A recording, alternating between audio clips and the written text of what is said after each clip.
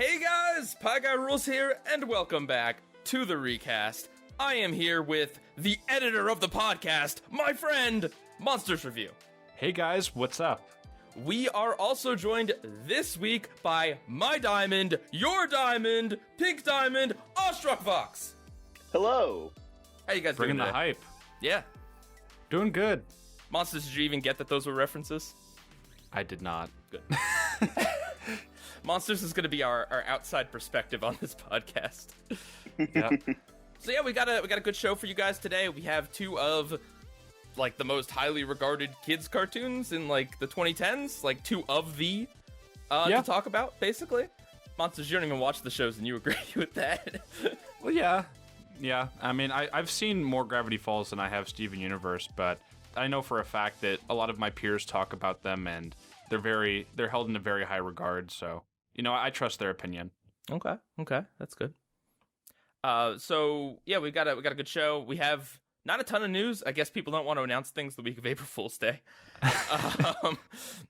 But we got a good question. We got a little bit of news, and then yeah, that featured discussion. So Vox, how you doing today? I'm doing pretty good. It's just a normal Wednesday, middle of the week. I have only worked with you once, and that was on a four-person Steven Universe discussion of Legs from Here to Homeworld that was like an hour long. Yes.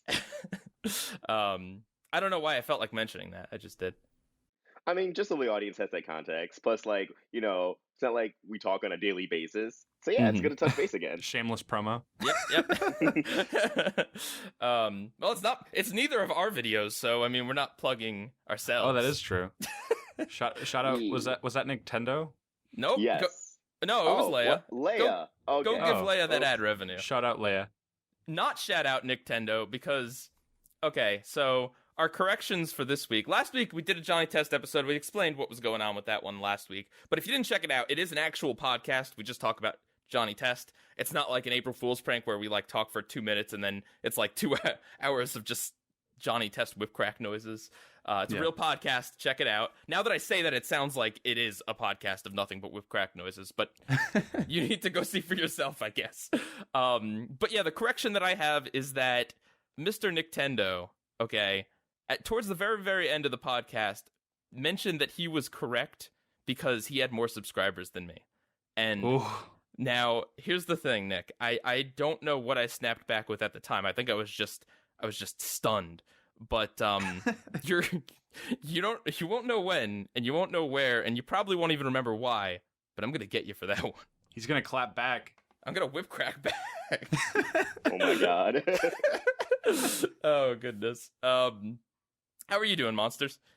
I'm doing good. A little tired, but when am I not? Fair enough. I feel that. Hashtag relatable. How are you doing? I'm doing good. I got a PSVR today.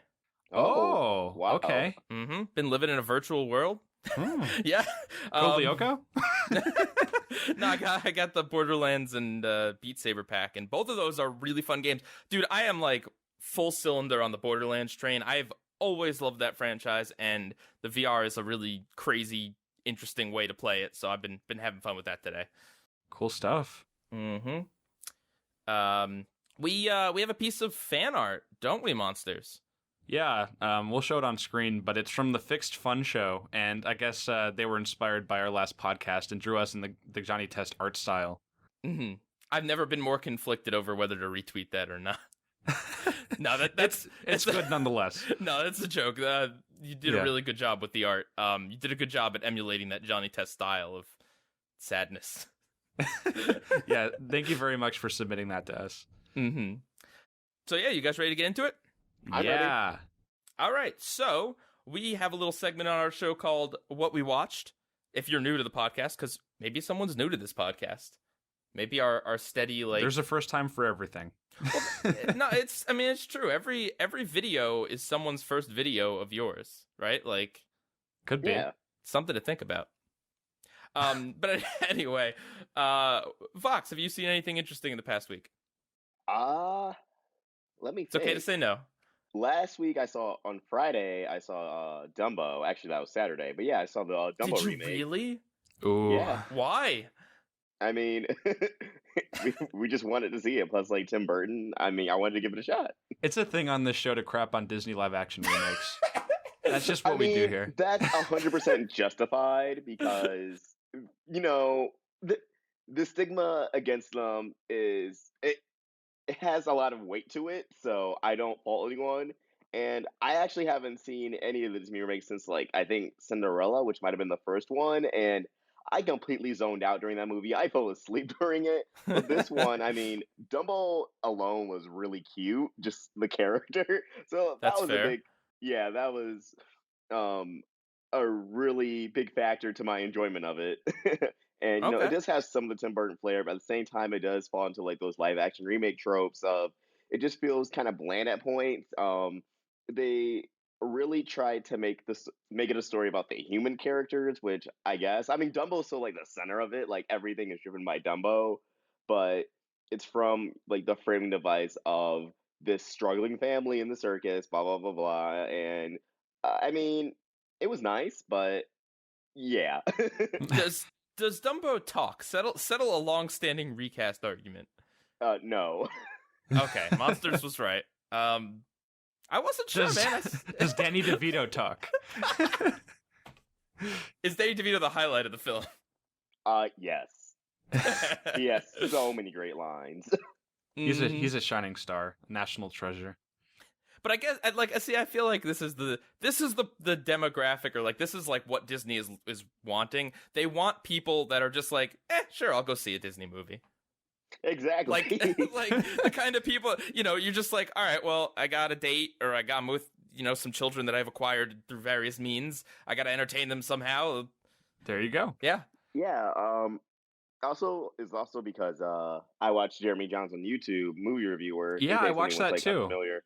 Yeah, he liked the movie. I was like, okay, well, if Jeremy Johns likes it, then maybe I should just give it a chance. Yeah, he also said that Dumbo was really cute as a character. So yeah, I mean, yeah, I'm not going to judge it because I haven't seen it, but I'm sure that there's some redeemable things about it. Right, and I mean, we've always been like, I don't know. I mean, I've literally never seen any of these live action Disney movies. Maybe I have to see some of them before I can like earn my badge to crap on them. But we've always been more of the angle of like, this doesn't need to exist. More that and less like this movie is like horrendously bad, because like I do trust that Disney has like some level of baseline quality through pretty much all their movies, most of their movies, I guess. And it's Tim Burton who usually puts out decent stuff. Mm-hmm. But all right, interesting. Yeah. Monstro. Yes. What documentary you got for us this week? I don't have any documentaries this week, unfortunately. What episode of Nathan For You do you have for me? I also did not watch that this week. Something that might surprise you is I'm usually not one to fall for recommendations in terms of just like algorithmic things on streaming platforms getting recommended to you. Usually I'm like that guy that goes to a grocery store with a mission, only goes in there and gets what they need and then leaves. In contrast, it's like my mom who just like looks at every sign and like buys things that we don't need. That's a really bad allegory, but King of the Hill got recommended to me on Hulu. Ooh. And in times past, I'd seen the show occasionally because it was in like that first Adult Swim time slot when it first came on. It was on Adult Swim for like the first hour. I don't believe it's on Adult Swim anymore, but no, it's on Comedy Central. Really, I didn't know that. That's the natural evolution of life. Fox, Adult Swim, Comedy Central. So yeah, I wasn't too fond of it back in the day. Like I just thought it was really boring. And I don't know, maybe my attention span was different, but like, I watched an episode where Pieguy, who's Hank's wife, I don't believe she has a full-time job, but she's on a the side, part-time substitute Spanish teacher. Yeah. She's a full-time mom. Monsters, give her a break. Sorry, Continue. she has to take care of Bobby. Dad. No, anyway, that's my really awful Bobby Hill impression. Dang it, Monsters. Anyway, there's an episode I watched where She's like this applauded teacher, right? She gets awards for being like substitute teacher of the year. She comes in because she has to do she has to be evaluated, and she's doing her part-time Spanish thing, and it's not going over too well because there's some delinquents in the class that are causing trouble, and she's not able to really control them. So her evaluation goes poorly, but she still has to substitute for a few days following that. And there's just this one kid that's like a really big troublemaker, and it just so happens that when she's walking down the aisle, he pulls down her pants, and like she stands in horror for like 10 seconds, not sure what to do. And then she just gets this burst of rage, slaps him across like the desk, and then starts spanking him vigorously. And then, cause I don't know. And then after she had like a little moment of realization, like, what have I done? Like, cause you're not supposed to do that if you're a teacher. Oh, really? Yeah. Okay. So she ended up by getting fired, even though the parents came in to speak with the principal, and they were like, yeah, no, we're glad you did this. He probably deserved it. Because they're cognizant of the fact that their kid's probably a jerk, but that didn't affect anything because it's still against the rules to spank a child. So she got fired, and she's just unsure of what to do with her life. I actually really liked the episode. What season is this from? Or whereabouts? First half of the series or second half of the series? I believe the first half. Okay. Because Peggy Hill has a bit of a reputation. Like a lot of things on King of the Hill, she was like a parody, but then the show went on long enough that it kind of like grew to like the characters, and then the parody elements were still there, but the characters weren't treated like a joke.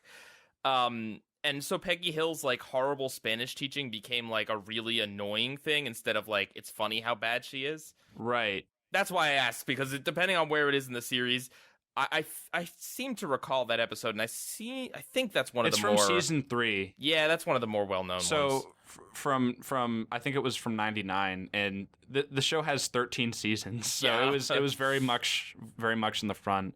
But yeah, no, King of the Hill is I think in some way like a parody or satire of Middle America, and no, like there's Middle a lot America, of really subtle...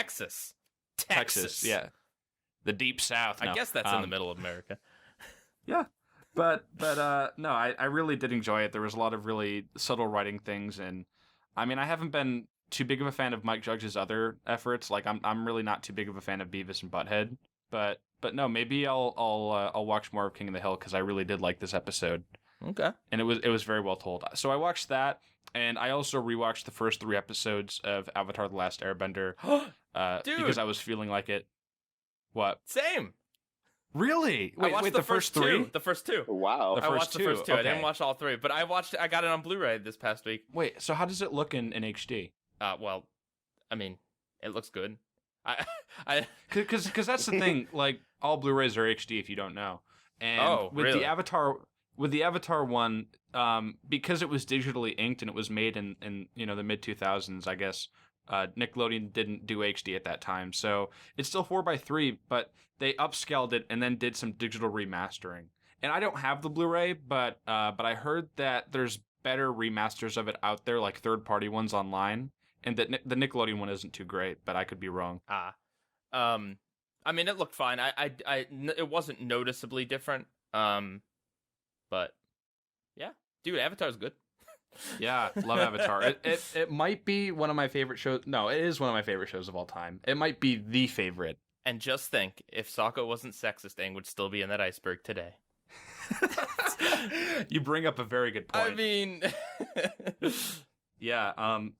So yeah, there's those first 2 episodes which really set up the show, and then more setting up the show is the 3rd episode, which is the one that I left off on, and that's the one where they visit I think it's the Northern Air Temple. No, Southern, because they're location-wise, they're in the south. Near the Southern Water Tribe, yeah, and that's where Aang kind of discovers that whoops, that oops, everyone's dead. Yeah, which would have been incredible. That would have been even sadder if he did his initial plan and just like left. Yeah, and he didn't have Sokka and Katara. He was just, oh, I guess my people are all dead.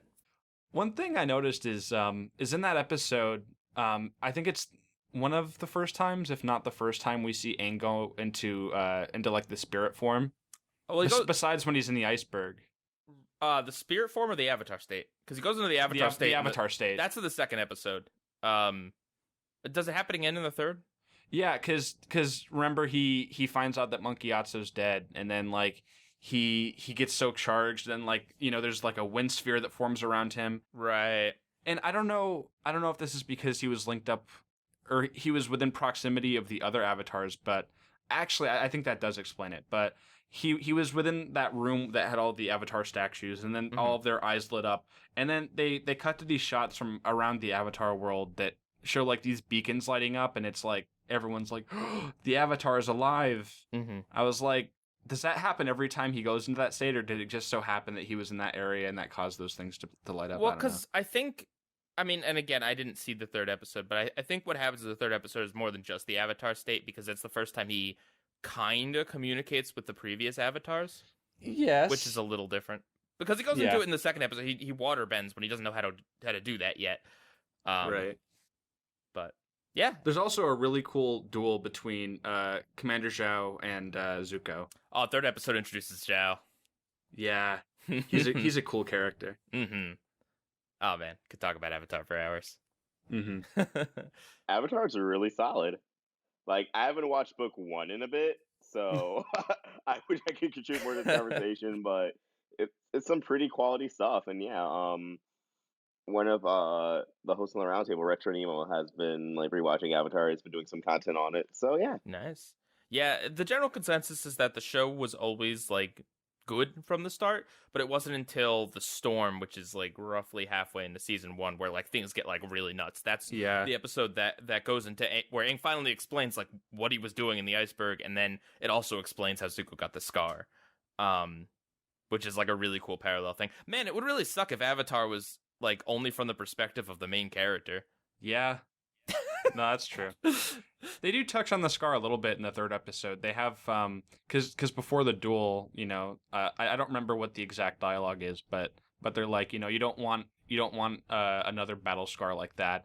And I think it was Zhao was saying that they pan from the right side or from the left side of Zuko's face, which is, or was it the right? I think the right side of Zuko's face, where he's completely unmarked, and then it pans over to the left side. And he's got that big scar. So yeah, I feel like if firebending was real, like everyone would have those scars. Yeah. Yep. Cool. Third degree burns all over.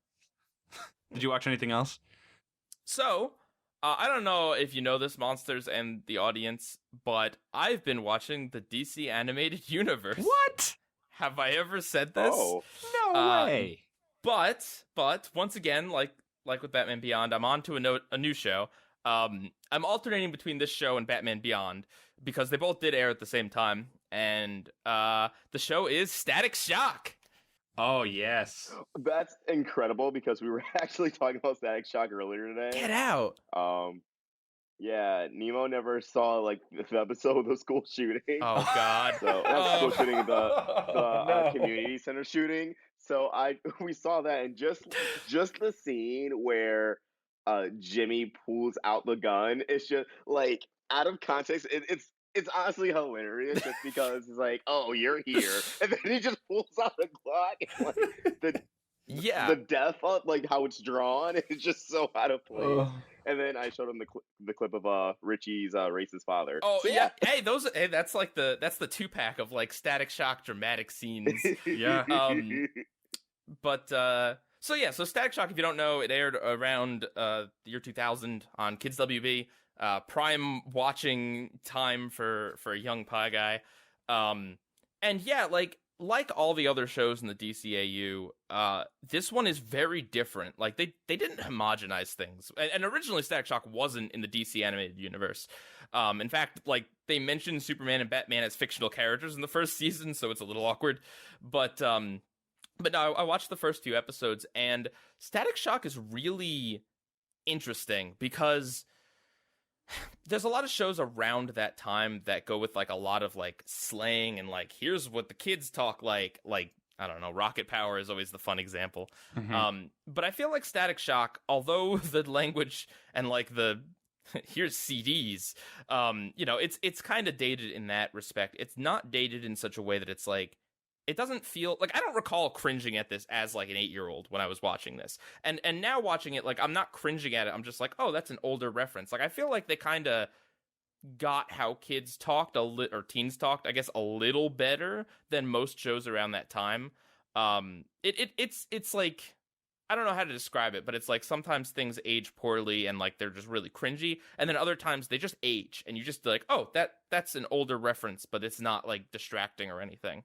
It's like a time capsule kind of. But yeah, no, the show is interesting because it's essentially Spider-Man if Electro was Spider-Man, I guess. But it's like he's got to balance school life and superhero life. He's like less confident and kind of like a little dorky in his normal self as Virgil, and then Static Shock is all like confident and quippy.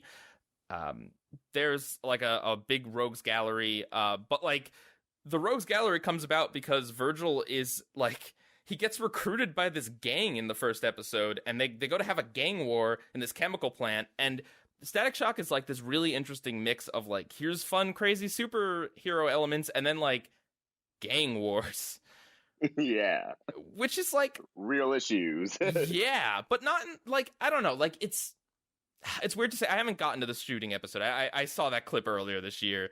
I didn't remember that. And actually, you know, regular on the recast Shadow Streak, he had this like latent memory of Richie's dad, like, or I don't know, Richie like freaking out about his dad or something, and he couldn't remember the context. And the context was Richie's dad was racist as heck to Virgil.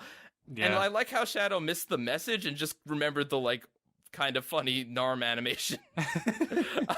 It's just really good because obviously Richie has the same voice actor as Max from Disney, and someone synced up a clip of Max yelling at Goofy like, "My friend is gone because of you and your stupid racist."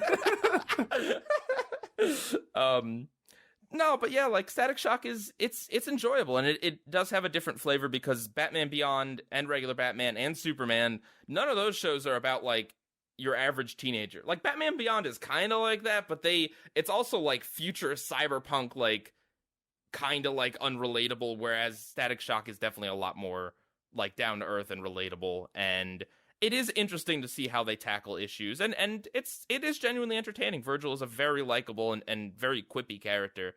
Yeah, and electricity powers are cool. Yeah.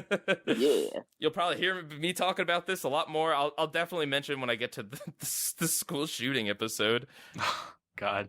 No, it's not. Listen, you can't say that about that many cartoons. How many cartoons have a school shooting episode? That's a really good point. Like, at that time, it was more of a taboo. Like now you see it all the time, but especially in the early 2000s, it was. You do? Wait, what's? Well, no, I'm not talking about in shows, just in like the media overall. And I mean, it does seem as if they're more frequent. That's actually a good point because the episode ends on like kind of drawn out PSA. And Static says something along the lines of giving statistics on like how many like kids die from gun related violence each year. Oh dear. And I was just thinking like, oh god, this number has definitely multiplied. But then like it shows them like in a graveyard, and then it pans out to show more and more graves, insinuating that these are all kids who died from gun violence. Oh dear. It's just kind of eerie how this episode it feels like it would have fit a lot better today than back then. Well, I mean, That's Columbine true. wasn't too old at the point of that. But that's the thing. Hey, that's the thing. Static Shock. I mean, I can't say how they handle those specific issues, but I could tell you that the way they handled kind of gang violence and peer pressure and all that in the first few episodes is like pretty well handled. It doesn't feel like a PSA. It definitely feels like there's like a decided effort to make the characters like talk about how bad it is, but they don't PSA it, and they don't, and they, you know, if it starts up conversations, I guess that's just the point. Yeah. And also, yeah, he crosses over with Batman and Batman Beyond at some point, and the Justice League too. Static's all over the DC animated universe. And he crosses over with Superman too. I think he's that's all the shows actually, except for the Zeta Project, but no one talks about that. What about the best DC crossover of the mid-2000s, Crypto the Superdog? Oh my god. That show was everything to me when it first aired. So this is related. I didn't watch it, but I got this comic book graphic novel called Gravity Falls: The Lost Legends for All New Adventures. Yes. And it's related to what we're talking about. So I like it a lot. It's written entirely by Alex Hirsch, and I mean it feels like it. Basically, of the 4 stories, probably the best one is the Mabel story. That's actually. Oh, sorry, I didn't mean to cut you off. Are you gonna say the Rick and Morty trivia? No. I was saying it's kind of funny because we actually put out a video today talking about things that happen off screen during the finale of Gravity Falls, and that was one of them. Mm-hmm. Ah. So that's just really good timing because I had to reread that entire story. Nice. It's a good one. It's the only one that takes place after Weirdmageddon, of the 4. And well, I'll get the Rick and Morty trivia out of the way. One of the so basically it's Enter the Mabelverse, because apparently multiverse stories are big right now. But one of the Mabels looks like Morty, and then one of the Mortys in Rick and Morty slightly looks like Mabel. I don't know. Not but the anyway, first time those shows have crossed paths. I like how you know that fact about Gravity Falls. I do know that. But what's interesting about the story is that he kind of responds to like the criticism about Mabel again. Well, first of all, the story opens up by talking about how Weirdmageddon opened up these rifts, and there's also a huge fault that appeared afterwards, and Dipper named it Mabel's fault, which That's funny. I mean, he never found out, so but whatever. But no, they do that, and then the whole Mabel's journey on it is in talking about how she needs to be less selfish. So I appreciated that. Get the book, read it. Shmebulok's in it, so it's not as cool as the actual journal that came out. That one, that's the craziest read that I've ever read. Definitely buy that. But yeah, this is pretty good too. Yeah, what I like about that is the first time I read it around, it took me about around 20 minutes to read each story, so it felt like I was watching an episode because it was around the length of an episode. Yep. And the dialogue is written just like the show. It's really cool how they do it, and you can hear the voices and the delivery just perfectly in your head. Yeah. And there's slightly more adult material in here. Ooh, I won't tell you what it is, but it's slightly. All right, so that's what we've watched and read. Are you guys ready for news? Yeah. Yeah. We have just really not much. We have Danger. The Danger.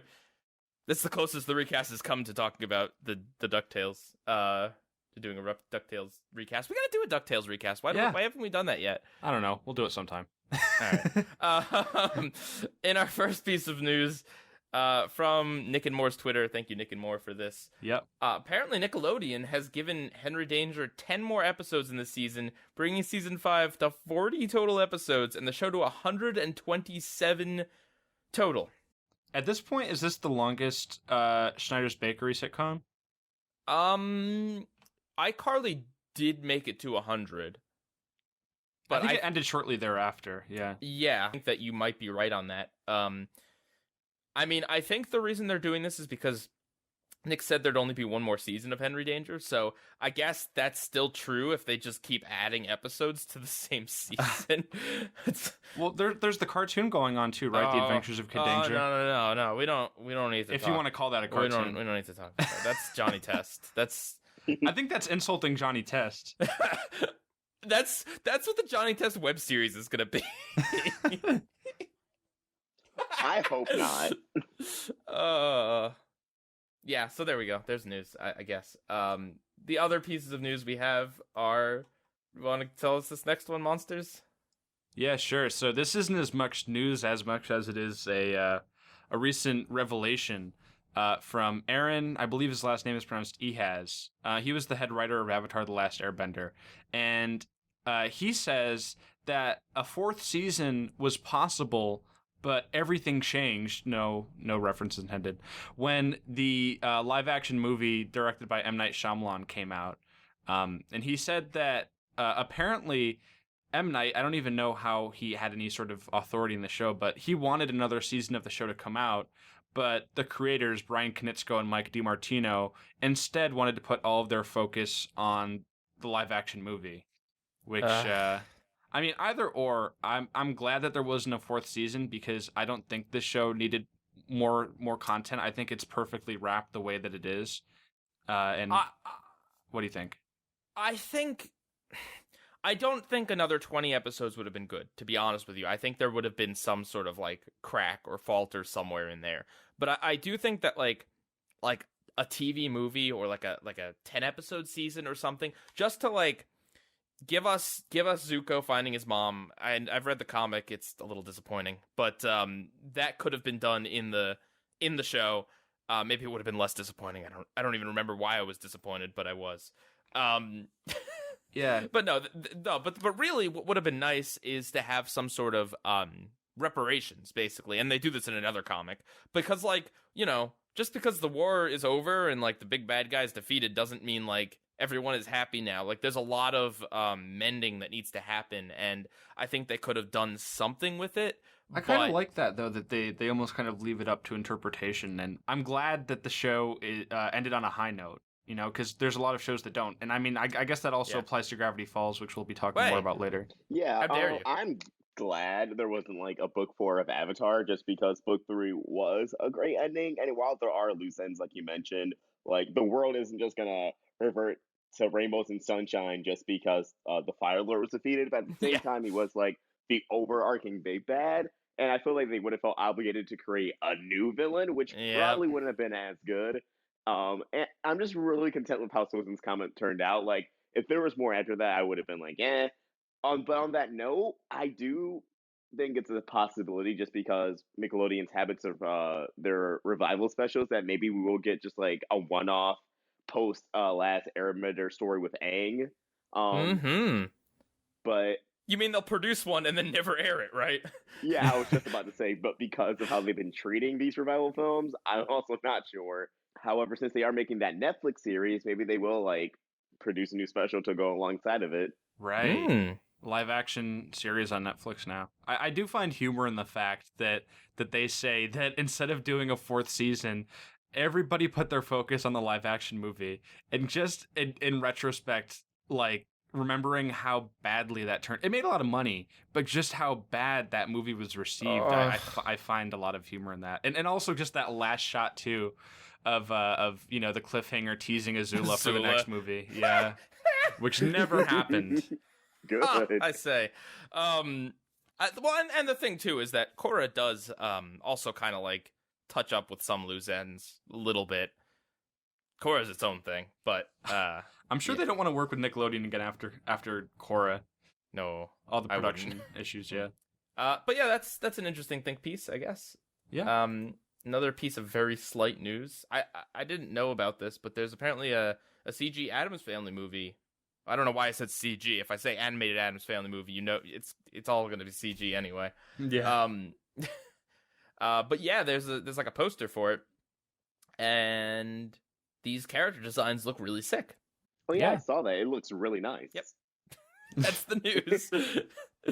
I mean, there's not much to say, but I like the aesthetic of it. It reminds me of like the early 2000s in a way, if that makes sense. Just like how designs looked back then compared to now. Well, it like, looks non-standard is the thing. That's what's nice about it. It's not bland DreamWorks blandness. That's what it looks like anyway. This could just be a stylized trailer. It could be bland DreamWorks blandness. Yeah. They look like figurines, to be honest. Like, that's kind of what I like. It looks like it could be... It looks almost like Nightmare Before Christmassy. I was going to say that. It looks very Tim Burton. It looks Tim Burton. Yeah. I'm sure he was like like aesthetic inspiration for that. Apparently we have Oscar Isaac as Gomez, Chloe Grace Moretz as Wednesday. All right, listen, monsters. I don't want to hear it. You say the names. I don't know how to say names. It's okay. I'm name dyslexic and you know it. You read them off. I do know it. Nick Kroll is Uncle Fester. I could say that guy's name. I love it's like Nick 2 Kroll. syllables. He's Okay. hilarious. All right, so yeah, we got Finn Wolfhard as Pugsley, Charlize Theron as Morticia, Bette Midler as Gandmama, and then Nick Kroll. Yeah. The teaser trailer is gonna drop on Wednesday, so we'll probably talk about this more, or next Wednesday. So we'll probably talk about this more next week. Yeah. Okay. And we've got a young, intrepid podcaster made a very important poll about which Johnny Test theme song character deserved the spinoff more: the 3 extreme teens or an air-breathing shark. Air-breathing shark won 77% to 23%. Wow. I didn't include Turbo Action Backpack because that would have just landslided it, I think.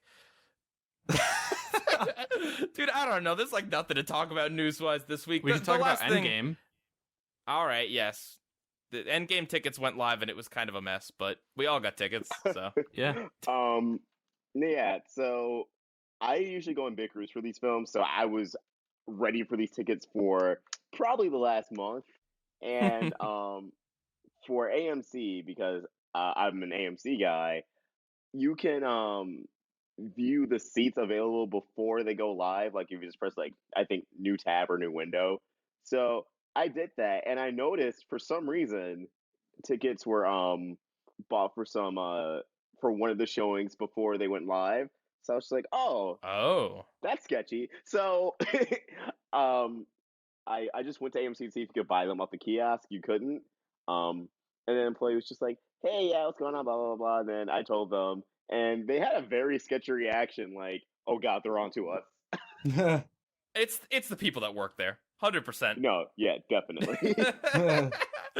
Dang, man. But that being said, because I knew they're going live on Tuesday morning, so I made sure I was up extra early. And at around 7:40, I saw that the tickets were already on sale, but the notifications didn't go off yet.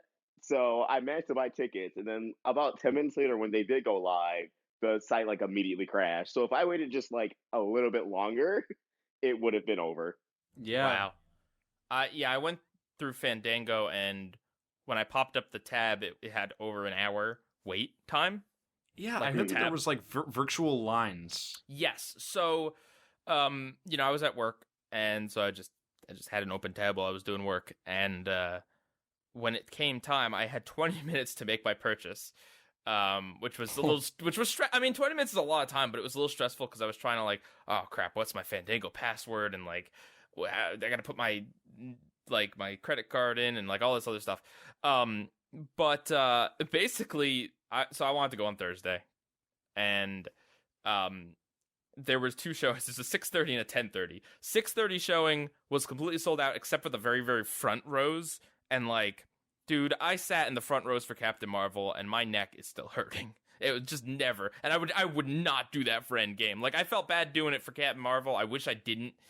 Endgame, definitely not. Not for 3 hours. My head would fall off. Yeah. I don't want to look at everyone's left toe. I want to watch the movie. So, so the 10:30 showing had, and this is for me and my friend, had only 2 sets of 2 seats next to each other, left, aside from the very front terrible seats. And even aside from those 2 seats together, those 2-seaters, there was only 3 other open spots, single spots back there. Oh man, because the tickets had been up for a few hours by the time I got to it. So I clicked on the one set of 2 seats, and then it said there was an error and booted me out. And I'm like, okay, someone must have just bought those. So let me try the other pair. I got the other pair. So they're all the way on the right, but they're in a nice stadium seating, and these are the nice reclining seats. It cost an arm and a leg because movies are expensive for some reason. But yeah, no, I'm hyped. But the thing is, it's 10:30, so we're getting out of the theater at 2 a.m. Yeah. I'm actually kind of bummed out because originally the IMAX showing I was going to was 6 o'clock. But the thing is, my theater just got a Dolby Cinema theater. Ooh, so fancy. Yeah, so I'm assuming they were well, people are going to go for IMAX at the first one. So they pushed the IMAX one to 6:30. So the Dolby one will stay at 6. So that will be the first one. But I'm kind of lucky because I think that caused a lot more people to go to that showing. Because like Mhm. even when I saw they went up early, there were already like seats going in that theater, and like there's a certain row I prefer, and it's row E for IMAX because that way it's just like the perfect view. And I was lucky enough that like none of those seats were taken, and because I had such a large group, I had to buy the entire row. So, yeah, You got a I feel whole bad row for together? anyone who, yeah. Nice.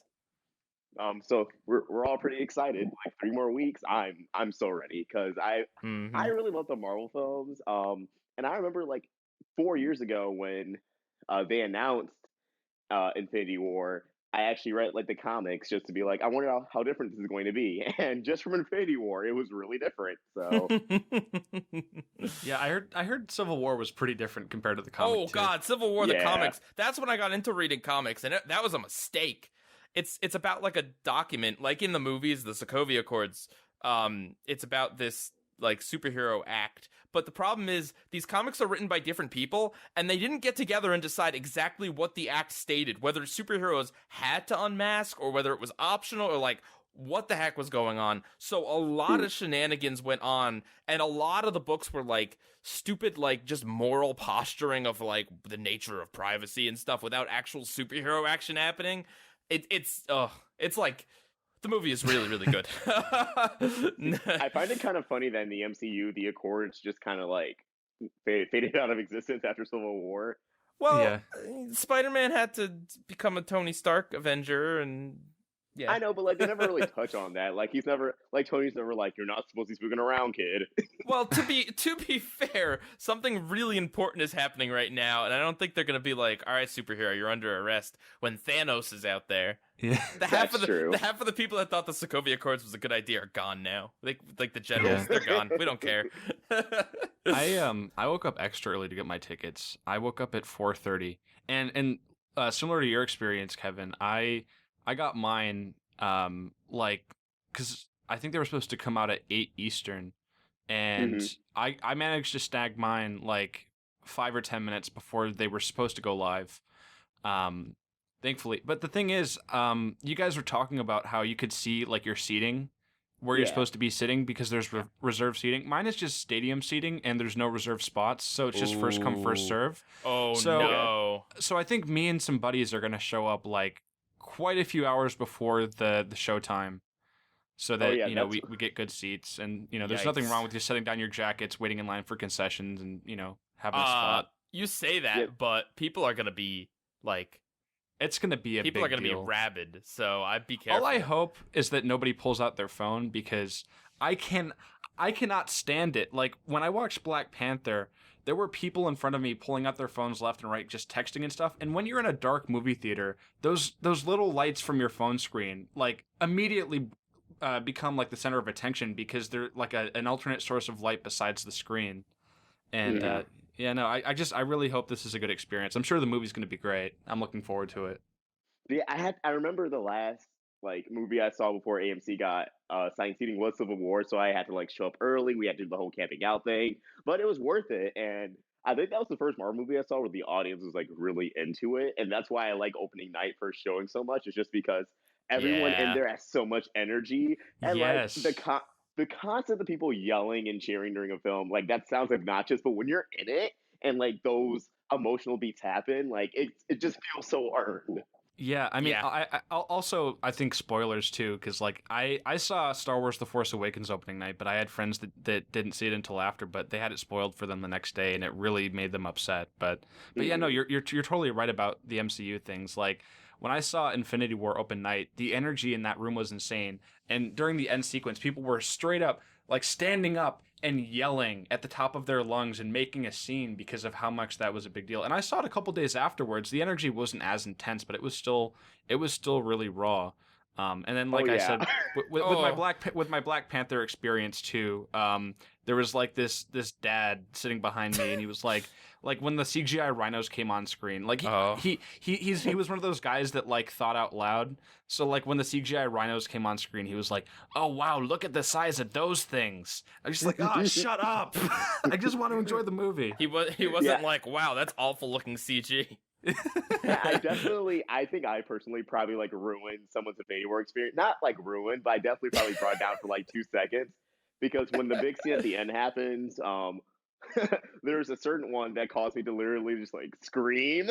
I like that though. Like it's so cool seeing people so invested in these movies. Yeah, and then like the guy like in a row, like the row in front of me was just like, "Can you shut up?" And I'm like, "What?" I'm going through the emotional Did you crisis just right see here. what happened? Exactly. I guess I have that to look forward to. The 10:30 showing should not have children.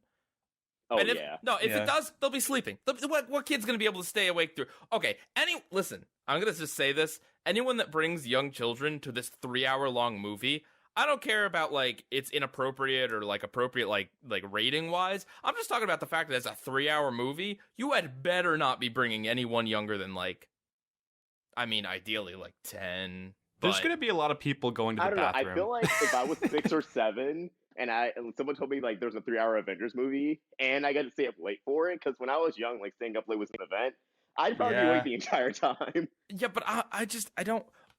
If they're well behaved, I mean, I don't care at all. I'm just saying, like, Yeah. we had some bratty kids at my Captain Marvel showing, and that was annoying. Mhm. And Uh, I But mean, yeah, kids who like cry or like they're like Yep. yelling or like they're Well, complaining, and it's like, all right. literal baby, like a literal baby that was crying, and it's like, Find a babysitter. yeah, or don't go Oh, to the yeah. movies.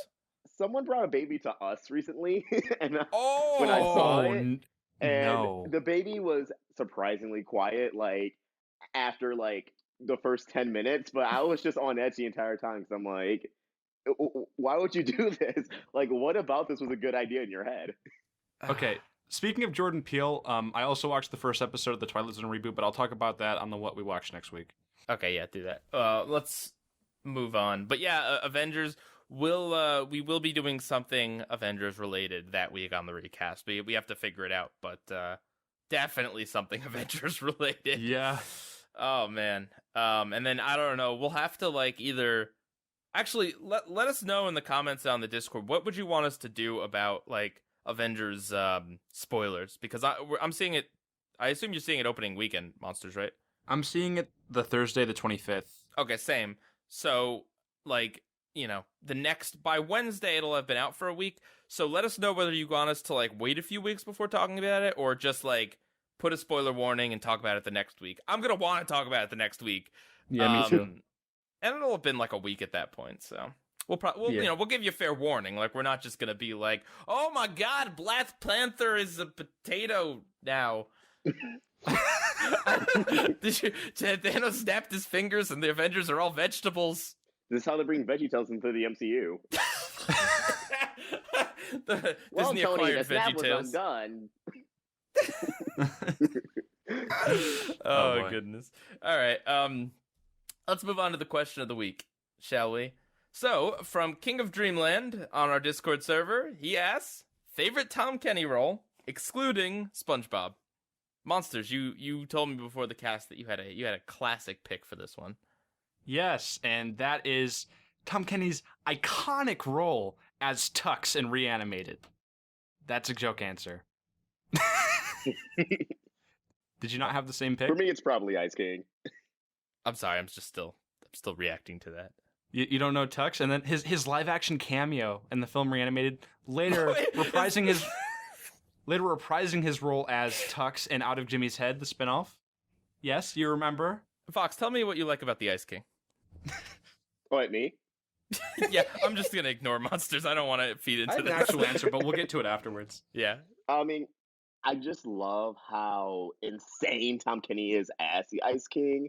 Like, you can argue all of his roles have some insanity to a degree, but with the Ice King, it's just always on this different level. And then when you learn more about the Ice King's character, that somehow just enhances Tom Kenny's performance as like this tortured soul. Ice King was my answer too.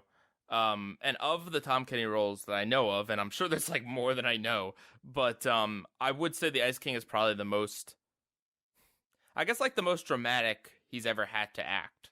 And I know that's like ridiculous if you're hearing the Ice King, but you know, Simon is also voiced by Tom Kenny. You know, so yeah, you have that like insane like wizard cackle and everything that he does.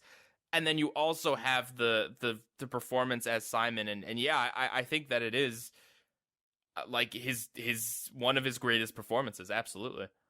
And the S-King's a great character. Yeah. Since you took that one, I guess my second pick would also be the mayor from the Powerpuff Girls, and the narrator too. I guess that's that like is a a good twofer. But I mean, I also like, I don't know. Is there a Tom Kenny role that I don't like? Like I like Heifer. I like Dog from Cat Dog. Like Tom Kenny's he's just good, man. He's amazing. Yeah, my actual pick is two roles that have personal resonance with me.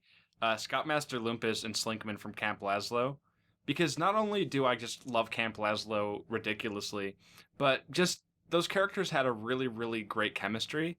And the great thing is he played both of them. So wait, he did? I had no idea. I didn't know this until much later. Way past when the show went off the air, but he voiced both characters, and I was so amazed to find that out, because those characters were constantly having conversations, and it felt so natural, like two different people. And I guess that really just goes to show how talented he is. So I'd say that those are my picks, but I also do love his role as Eduardo in Foster's Home. Oh God, that's right, he is. Dude, he has a great charm. I can never remember that's who voices him. I like potatoes. Eduardo has to be like his like most disguised appearance, because like he's a really good actor. Although there's usually like, I don't know, like a telltale inflection or something that I can look at that and be like, that's Tom Kenny. Eduardo, Yeah. I would have never guessed, and even now I know it, I still can't tell. Yeah, he does a really good job. Mm-hmm. Okay, thank you for that question, King of Dreamland. That's a different question. I like it. I dig it. Yeah, I liked it too. I like Tom Kenny too. Yeah. All right, so next week on the recast, we have 2 South Park episodes. Cartman Gets Probed, the first episode of the entire series, and Canceled, which is the season opener to season 6? Season 5? I don't know. Well, now I'm gonna have to. All right, never mind. Canceled, which is like the 5th or 6th season. We'll talk about it when we talk about it. But just a word of warning: that podcast will be rated M for monsters. We'll probably say something inappropriate. Although now that we've had like in-depth discussions about gun violence, I don't know what our podcast is rated anymore. Okay, are you guys ready for the featured presentation? Yeah, we should probably warn for spoilers, because if people haven't watched these series, and because I'm sure that these episodes discuss some really major plot points. I mean, it's all been memed to heck and back. Yeah, I would be amazed if you somehow didn't know these things. But yes, both these. I mean, well, let's put it this way: even if you know the twists in these episodes, we are still going to be discussing like major details of the story. So if you haven't seen Gravity Falls, you haven't seen Steven Universe, and you want to keep the purity of these really pivotal episodes intact, skip ahead to next episode. Bye. All right, that's the recast for some people, I guess. Okay, so I guess we'll go chronologically. Well, first I'll start off by talking about why I picked these 2 episodes, because like when you really get down to it, they're very similar episodes in terms of like what they did for the series and everything. And Gravity Falls and Steven Universe, although like content-wise don't have a ton in common, there's a lot of parallels between the shows about like 2 up-and-coming creators had these really big passion projects, and one is more science fiction, one is more like mythology, but they both have these secrets. There's this character who has a presence in the show despite not showing up in both of the shows until A Tale of Two Stands, obviously. There's a big mystery element, there's a lore element, but like at the same time, Gravity Falls is a half hour, Steven Universe is 11 minutes. Gravity Falls was only 40 episodes, Steven Universe is still going on, ? But Disney Channel, Cartoon Network. So yeah, and these 2 episodes are the episodes that come after the big twist has been revealed at the end of the previous episode. These are the episodes that have big flashback sequences explaining what the heck, man, what's going on, and they're both flashbacks. So, A Tale of Two Stands is the intrepid journey of two young brothers exploring New Jersey, as we all do. Yes.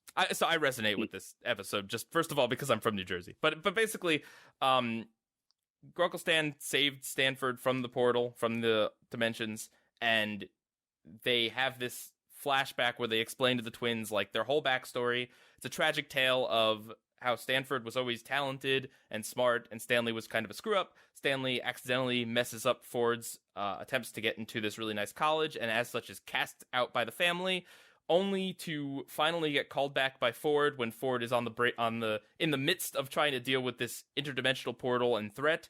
And through a really heated moment, Stanley accidentally sends Stanford through the portal, never to be seen until a few decades later.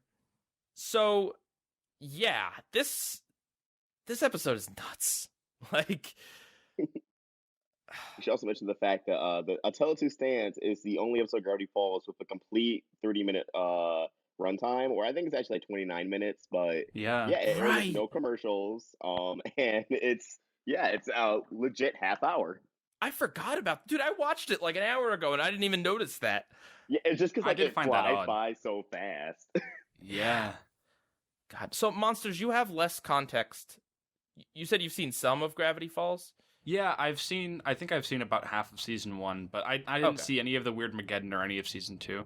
Okay. So what, as someone who missed kind of like a chunk of the more important episodes, including the one that led up to this, how did you feel about this episode? I had slight awareness of the fact that there was two stands, just from, social media and whatnot. But like, no, it's a really tragic backstory, and I found it really compelling. I do feel bad for Grunkle Stan, but like at the same time, his repeated action of not only screwing up Stanford's project, but also sending him into the portal kind of solidifies the fact that he's still a screw up. Although I do find some solace in the fact that really the only thing he was ever good at was running the Mystery Shack, and that little kicker at the end where Stanford's like, "I want you out of here," is kind of depressing. Because even though they're back together, they have a lot of issues to still sort out. And the kicker after that, where Mabel brings up to Dipper, like, "Is this going to be us?" was even more of like a emotional gut punch.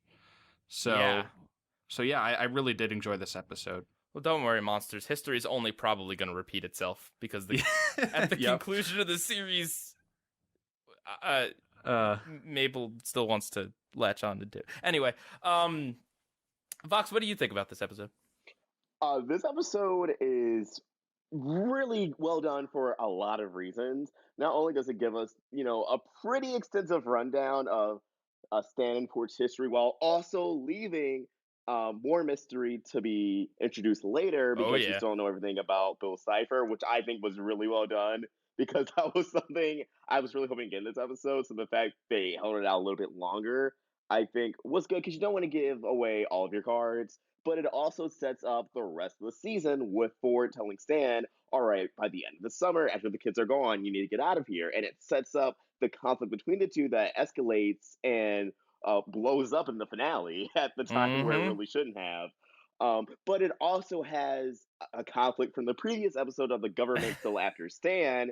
And that was a really good plot thread to not only conclude the episode on, but have this moment of tension because you're not just hearing this story, you're hearing it while the government's trying to arrest Stan and take him away forever. Yeah. Hey, Pieguy, did this remind you of another certain episode where characters are trapped and recount flashbacks? What are you talking about, man? Of course, your favorite SpongeBob episode, Truth or Square. Oh God, no, no! How dare you? How dare you compare what is one of my favorite episodes of anything of all time to like literally my least favorite TV movie in existence, including Reanimated. Also, this episode does a great job at introducing Ford as a character and getting a feel for him. And it does a great job of getting sympathy for both Ford and Stan and even McGucket. Well, that's the thing. That's the thing about this episode. It's a very, like, utility episode in the sense that, like, okay, it explains Ford's backstory, explains Stan's backstory, including, like, what he's been up to this whole series. It includes, like, a heavy number of flashbacks to things that happened, like, to characters and elements that we've seen throughout the series. It sets up like a lot of plot threads, including Ford and Stan's conflict, like you said, but also the reason why Ford isn't just going to come out and tell Dipper everything he wants to know because of what Stan Lee said. It explains like the journals. It explains so much and it sets up so much. But despite all of that, it's still like a good story on its own. I have not seen any other episode of Gravity Falls in probably a year or two. And I was able to jump into this easy and still really enjoy what I was seeing, despite it having to be a very important episode, despite the fact that it had to sell the twist in the previous episode. The previous episode just ends on the twist. It doesn't really sell the idea of Stanford. It doesn't like say like, hey, this is a good twist. It's just like, haha, it was a twin brother the whole time, which could have been a horrible twist, right? Like, if not done well. It's such an important episode, but it's better than that. It's like a standalone. Despite being so connected, it can still be enjoyed so much as a standalone episode, and I appreciate it so much for that. Yeah. At first, it was kind of off-putting to me that teenage Grunkle Stan and Ford had the same voices as they do when they're like old adults, but I also kind of found humor in that. Yeah, I mean, I don't. I would get that, but at the same time, every time I introduce a friend to Gravity Falls, they'd be like, "Why does Dipper sound like that?" So, yeah. This was a really funny episode. You think so? Many fun. Yeah, just like Uncle Stan's products are the best. Yeah, best jokes. The sham and the rip It's off. a total sham. Yeah, those were super funny. Their mom being the phone psychic. their dad being very frank. I'm not easily impressed. Seuss like talking about a fanfic. I really like the joke attached to the end of this episode with the cryptogram. Wait, so there's also were you thinking the credits joke, Pieguy? Because I didn't specify that. No, I didn't solve the cryptogram. All right. So the cryptogram it answers the questions of why are their names Stanley and Stanford, and it's a stubborn turf New Jersey native. Philbrick wasn't too creative. Having twins was not his plan, so he just shrugged and named both Stan. But and plus what you were saying, Monsters, about the ending gag about Seuss telling Wendy all of this, like, yeah. Very. Oh my god, my fanfic lined up. This better line up with my fanfic. See, here's the thing. Like, I think this is a less funny episode of Gravity Falls. Well, yeah, the humor isn't the focus. No. Yeah. Like, I still think it's like the. Oh god, yeah, the shammy got me good. So it still has like good laughs, but like, I think it's really compelling drama, is what it is. Yeah. Mm-hmm. There's also a really funny Apple reference. Oh. Anyway. McGucket. Something that I love also is kind of just the imagery of the destroyed Mystery Shack, because in a lot of ways, the Mystery Shack does symbolize, the family, the Pines family. And by the end of Not What He Seems, the family is, close if to not broken. So seeing the destroyed Mystery Shack, it's especially at the establishing shot after the cold open, you're just like, whoa. That's a good point. Yeah, and then the following episodes, they're like slowly rebuilding it, and it's like they're kind of rebooting the family. Aw. Yeah. Yeah, and I love. There's so many like setup things that are just so clever that I'm like, God dang it, you nailed it, Hirsch. You nailed it. Like, how Stan became the Mystery Shack guy. It's like, okay, so he was a known grifter, like, fair enough. We've seen flashbacks before of him, like little pieces that we knew he's always kind of been like this. Makes sense, right? Why he's called into the town makes sense. And then he has to pay Ford's mortgage, like he has to live there in order to rebuild the portal and save him. So obviously he has to get some sort of a job. And then all the people wanting a tourist thing and then being too scared of the real scary stuff. So Stan has to do fake scary stuff in order to get them to, like, it's just like, that's so clever. I love it. Yeah, there's another show that I deeply care about where it's Camp revealed Laszlo? at the end. Yeah, the entire time there's a character that's basically a poser. So I made a connection to that and found it, kind of funny. You How see, dare if Camp you. Lazlo aired today, they would have had a lot more foreshadowing to that. Yeah. Well, I mean, yeah. I mean, it makes sense once it's revealed because of just the character traits of the person that's a poser, but So can you just imagine Camp Lazlo having a Not What He Seems episode where you're like, who is really this character? yeah. The counselor of the camp, my brother. Oh, and I love the parallels between Dipper and Mabel and Stan. Yes, that was done so well. Yeah, I mean, like I alluded to, I kind of, and again, I haven't seen Gravity Falls in a while, so I do kind of need to rewatch. But from my memory, doesn't Dipper give up his chance to do something really cool because Mabel needs him to stick by her, which is exactly like. Well, yeah. Ford offers Dipper an apprenticeship, and It's coming back. I don't. And Mabel, she kind of. I don't want to call it an overreaction because I feel like people at that age will react that way. But how Dipper comes to the conclusion of not taking the apprenticeship, it could have been written better. Yeah.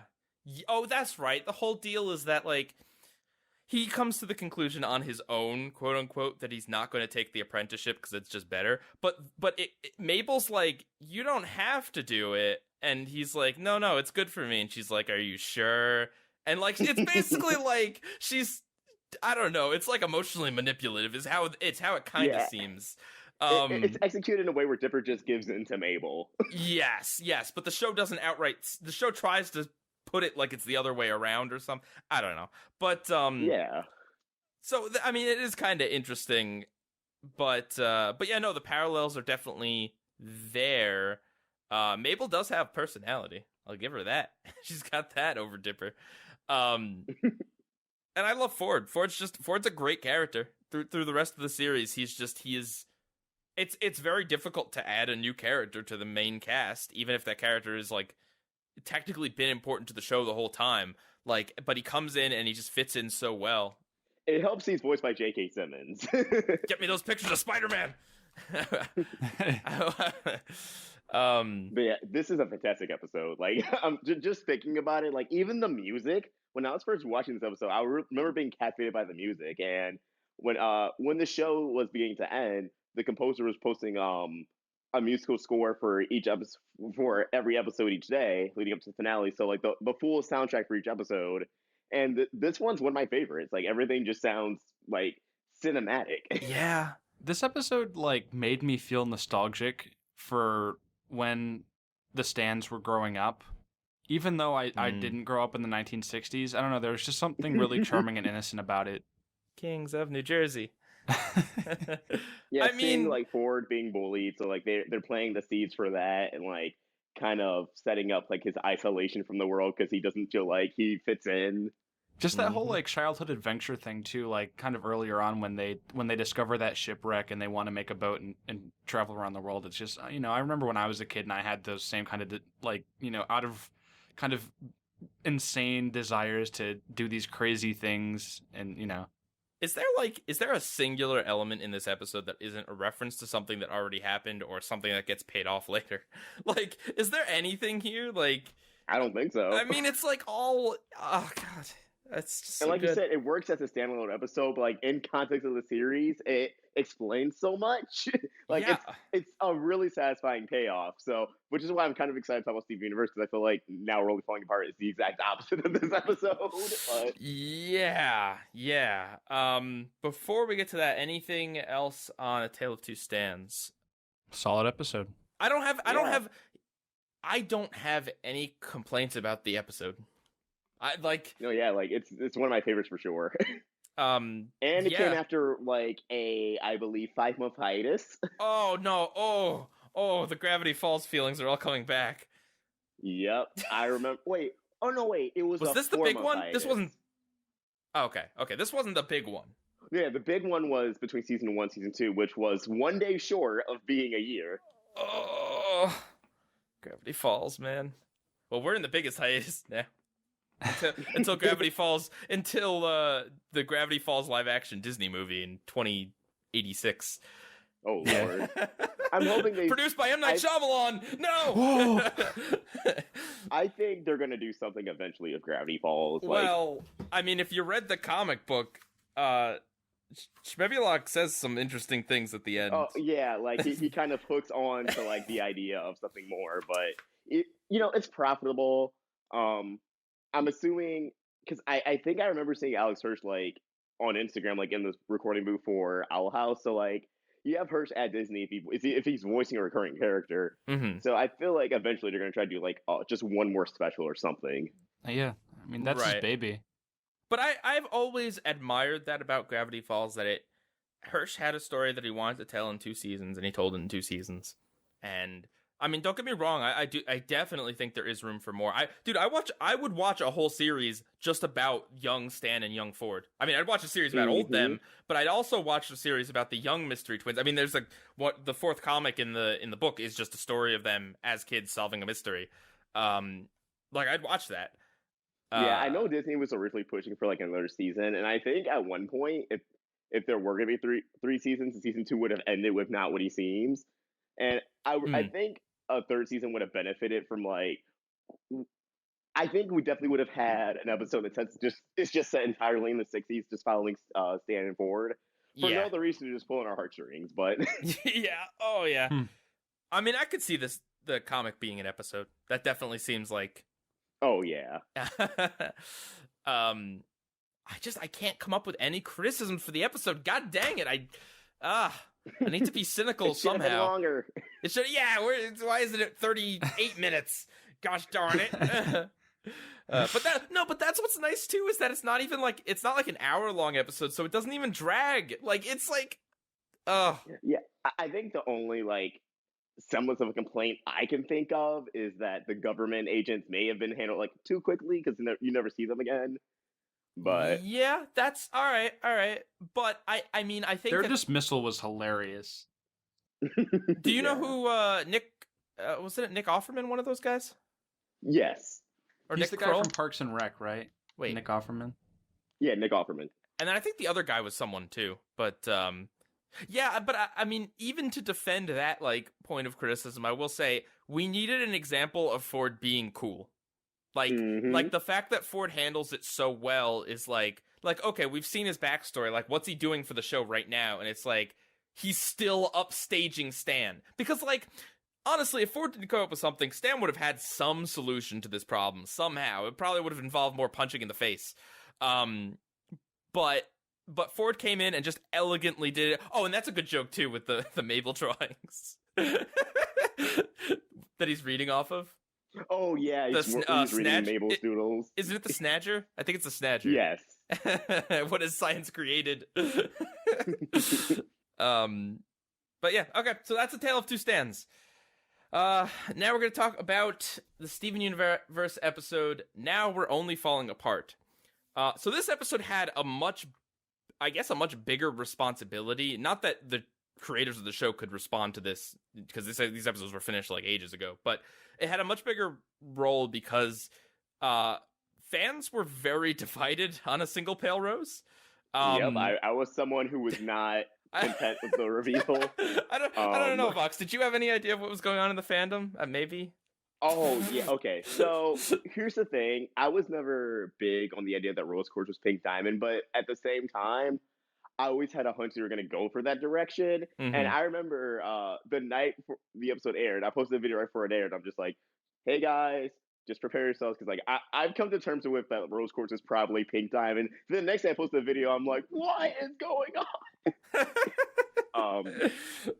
But yeah, this, and I feel like they knew it was going to be a divisive reveal, which, because of that, and just because there's a lot of things that surround like this episode within this arc that I feel as if they could have focused on another part of Pink Diamond's story to make her a bit more justified in what she did. Well, so the thing about A Single Pale Rose is that, and Gravity Falls, Not What He Seems is kind of like this, but both episodes basically just like, here's the reveal, and then we're out. Mm-hmm. Now, in Gravity Falls' credit, at least we see, if I'm recalling correctly, at least we see the characters' like facial expressions and reaction, whereas in Steven Universe, like literally, we don't even know how Steven there's just not even any reaction at all. It's literally just here's Pink Diamond. It's Rose. It's been Rose. Next episode. Yeah, that's actually something I want to touch on. Whereas Gravity Falls, like the reveal of Ford came along with the destruction of the town and government agents after everyone. With Steven Universe, Steven's just like, "Hey Pearl, did you shatter Pink Diamond?" And then she says into his head. Like, it's a really cool concept, and I like that aspect of it. But at the same time, I feel like there's some more attention missing, especially because how the episode ends. Like Steven's like, "Mama's Pink Diamond," and Garnet and Amethyst just happen to be next to Steven. Like, and then the next. Oh, sorry. No.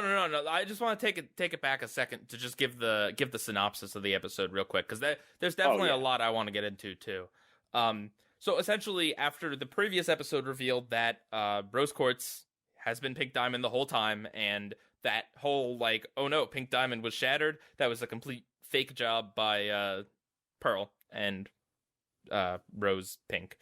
So, essentially, this episode is about Steven telling this fact to Garnet, who is very divided on it, splitting up into Ruby and Sapphire. And Sapphire thinks essentially their relationship is a lie because everything about Rose is a lie, and their relationship came about because of Rose, allegedly. And so Pearl decides to tell a little bit more of the backstory of Pink and kind of like how she first assumed the alter ego of Rose Quartz.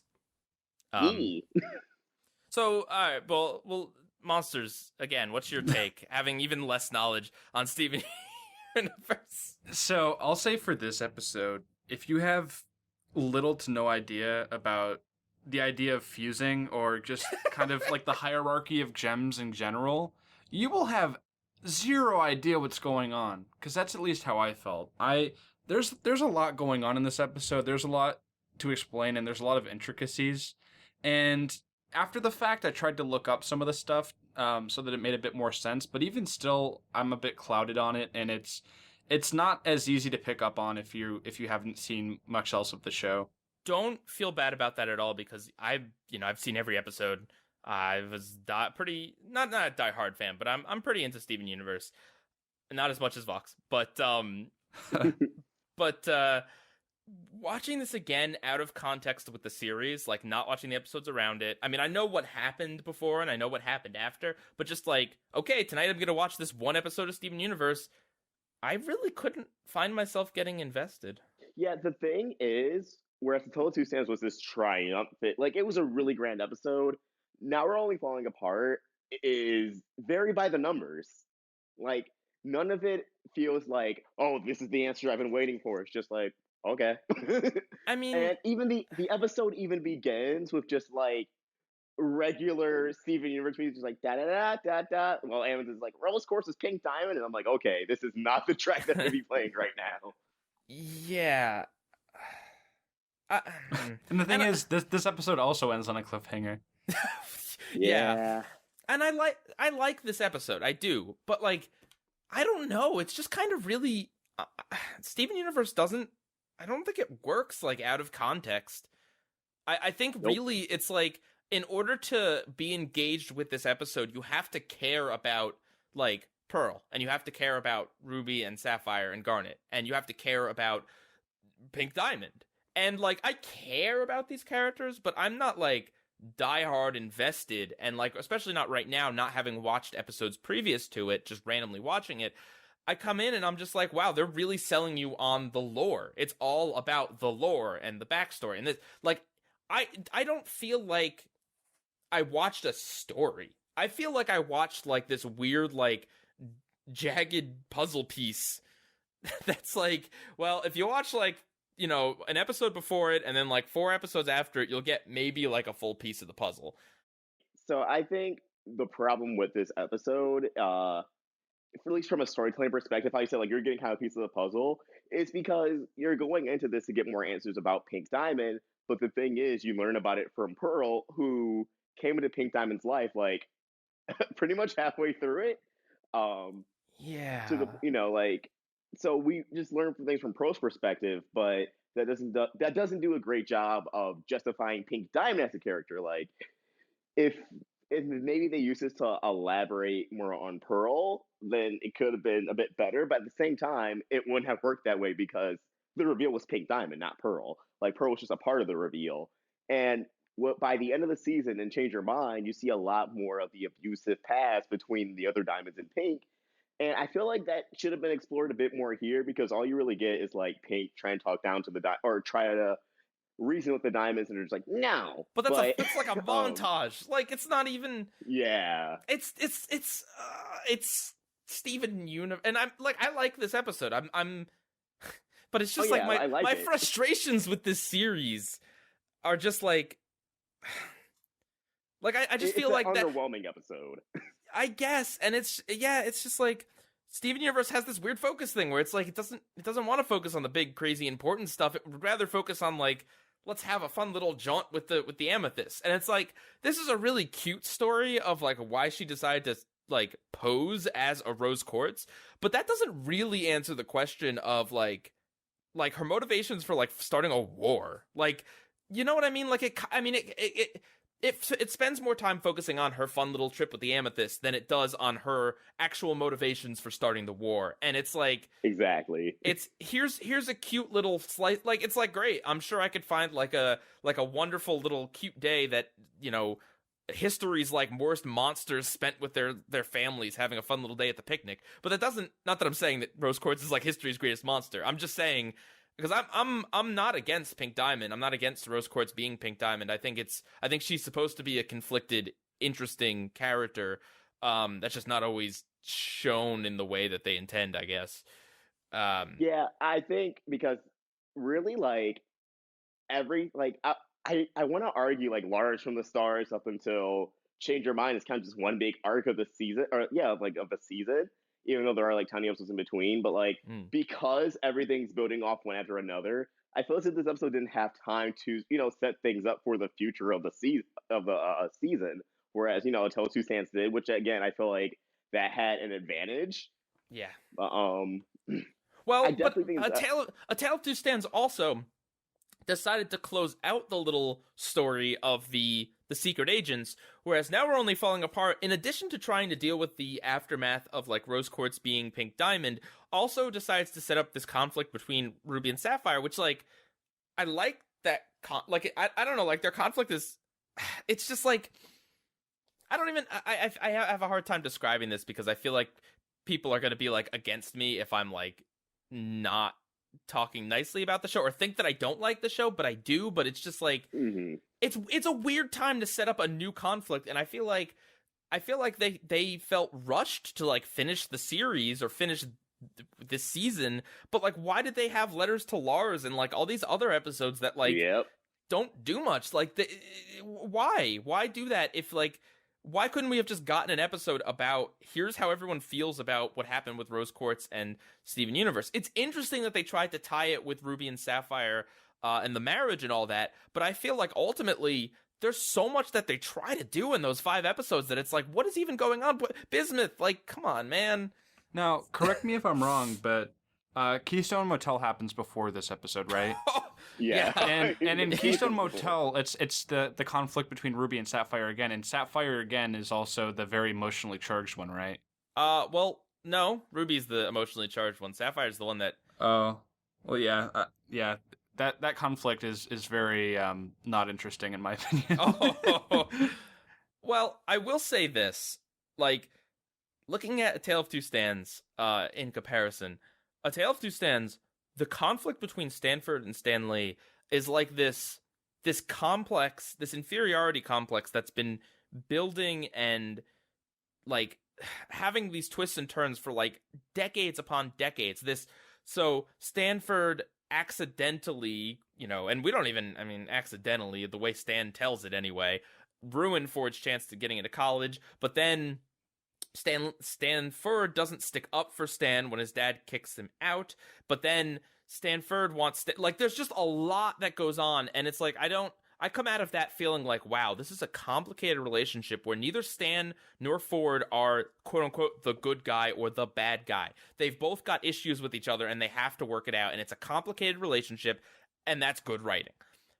Mm-hmm. On Steven Universe, especially in this episode, and kind of in the Ruby and I guess like and Keystone Motel a little bit too. It's a very simplified like we disagree, so we're gonna split up and run away and cry, and we're not in love anymore. Lol, JK, we are. It feels. I think it was kind of a mistake for Sapphire to run away and then Pearl even go to comfort her, because then Ruby's not clued in on like the backstory, the crystal gems, and everything. Like I feel as if it would have been. Neither is Amethyst, I guess. Oh yeah, like I definitely think it would have been a lot more compelling, because in the following episode, Amethyst just seems kind of indifferent to everything.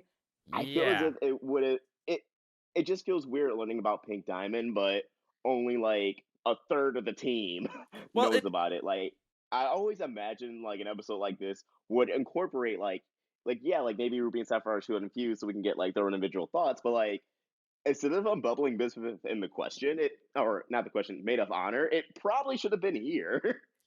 Yeah.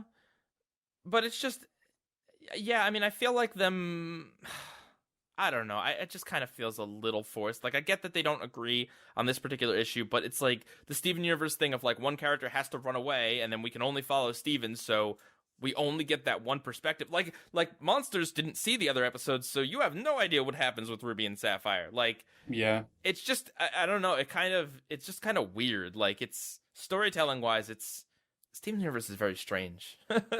Yeah, like I definitely, because even after this episode, the audience is kind of split on how they feel about Pink Diamond and Rose Quartz. Like, I think the character should have as well, because once Sapphire hears Pearl's story, she's just like, okay, and she's back on board with everything. Well, but like, I'm sorry. No. Oh, go for it. I was just saying, I think this episode would have been a bit more compelling if it ended with like cliffhanger of Ruby and Sapphire have been like, I don't know, should we be together? And then they explore that in other episodes, because then it's like, all right, after hearing the story, like they're so conflicted. One person feels this way, the other person feels the other, because that's how the audience feels. Yeah, I mean, it would have been interesting to have like the trial of Rose Quartz, where like half the gems are on the side, and then the other half, they basically have to convince the other half like why Rose wasn't a complete monster. Speaking in this episode's favor for a moment, I will say I really do love the revelation that Rose really followed the gems, and it's not contrived. Like the way they explain it kind of makes sense. Like, Pearl was the one that came up with these ideas and was the one that inadvertently pushed Rose towards doing what Rose wanted to do. And then Ruby and Sapphire were the ones that inspired her. Like, I found that to be a really good, like, wrinkle in the story of the Crystal Gems that I didn't expect. Yeah, I feel like that was... It shows how Pink Diamond in a lot of ways was childlike. And even when she's supposed to be a leader, she's still looking for guidance. Mm-hmm. And she found that guidance in her comrades. And it shows that, like, she was really only the leader in title, where everyone, everyone was really working together. Like, it was a team. It wasn't just, like, these people mindlessly following a diamond. Yeah. And that's the contrast between Pink and all the other diamonds. It's her gems don't follow her. They work with each other. Mm-hmm. Not to go back, but just real quick, I think a part of why the Ruby and Sapphire thing kind of bothers me is just because, like, that's the way they do these things on this show, where it's like one character has to run away. Like, no one ever just like is like, all right, well, I'm gonna just take a day for myself. They always have to dramatically run away, and then it's just kind of like so. And then the reasoning doesn't even really make sense, because like we saw the answer. Rose had nothing to do with them falling in love. Like, right? Yeah, it was more as, it wasn't even them being in love. It was that they were fused as Garnet, and Rose was the one who said, never question this. Like, you two should stay fused together. Right. So Rose is the one who like solidified it in a way. But yeah, and I feel like that makes sense. Like, all right, like, yeah, we like falling in love may have been of our own accord, but being Garnet was because of someone else. But it could have been conveyed a bit better. Yeah. This episode definitely suffers from being 11 minutes. Like, I definitely think it should have been one of the more half-hour ones. And I mean, if I were to rewrite the episode, I think Pearl should have informed. Like, again, I don't think Ruby and Sapphire should have like split up from the beginning. They probably should have like stayed together as a group and talk in Steven's house about what just happened and like everything. But Pearl probably should have started with like the abuse the diamonds put Pink through, because there's no way she didn't know about that. Yeah, but no, it's they can't lead with the more interesting part of the story. Like we couldn't see the beginnings of the rebellion. Like which this episode, like you think you would have gotten. No, yeah, like we still have no idea like what, like, okay, so Garnet and Pearl and Rose were just like chilling, like, hey, we're gonna do a rebellion. Like, where do they go from there? Like, what is the next step? How does that happen? Yep. Like, I think this episode would have been better if it just followed like everything from the rebellion, not just starting like to the point where Pink's like, okay, I have a colony, but I'm kind of bored. But then also like, whereas a single pale rose shows you like the Pink Diamond staging her demise, it should have been now we're only falling apart should have ended at like right before that point, like in terms of the story. That makes sense. Yeah, like Pearl just like filling in the gaps for everyone, like, and you know, this is why she felt this way. This is everything she's been through. Yep, but that's ultimately one of the weird things about Steven Universe is just that, like, because the stories are 11 minutes long, the show feels simultaneously like too short and then too long at the same time. Because like individual conflicts kind of have to be solved in 11 minutes somewhat, but then when there's something like, oh, I don't know, Connie and Steven having a falling out, it has to drag over like a week of episodes, even if it's not fully touched upon in all of them. It's like they feel the need to drag out certain conflicts, so I just kind of am sick of them by the time they're resolved. And then other things, it's like, here's 11 minutes, that's all you get, bye. Jasper falls down a hole. Yeah. It kind of just feels like they do that to create a bigger sense of continuity, which they really don't have to do. Like, they could have just created like a lot more interesting episodes, but yeah. So to your point about what you were saying about Grunkle Stan earlier, I do think that it truly was an accident, because we noticed that even if he'll narrate something a certain way, they'll show what actually happened, even if when he's narrating he's completely lying about it. Yeah, but Monsters, what was he doing there? What was he doing in that room? He had malintent, but I don't think the actual action was an accident. No, I agree. I'm not trying to like, and that's like, I still find like some humor in that. And like, I have no problem with there not being any humor in Steven Universe, but I don't know, like it was full on dramatic, and I feel like at points it took itself a little bit too seriously. Yeah, like there's goofy moments like Pink Diamond's quirkiness, but it's few and far between. Yeah. We're like, Tell Two Stands, like it's one of the more serious episodes of Gravity Falls, but it still has a lot of laugh out loud moments. Like the characters still feel like themselves. And with Steven Universe, there is kind of like this on and off switch of characters being serious, being comedic, whereas Gravity Falls, like, even in certain situations, the characters still act the same. Right. Yeah. I feel bad saying this, but I've always been a little more on like, I think Gravity Falls is the show that fits my preferences better. I'll say it like that. I prefer the longer episodes. I prefer a shorter series overall if it means that it's a little more consistent.